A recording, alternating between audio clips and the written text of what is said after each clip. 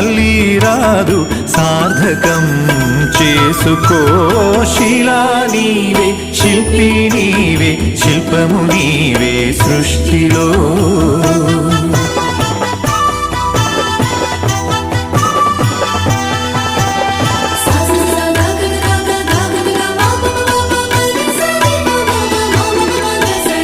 పాడి పంటలు, పసిడి రాసులు, ఆలమందలు, పాలధారలు,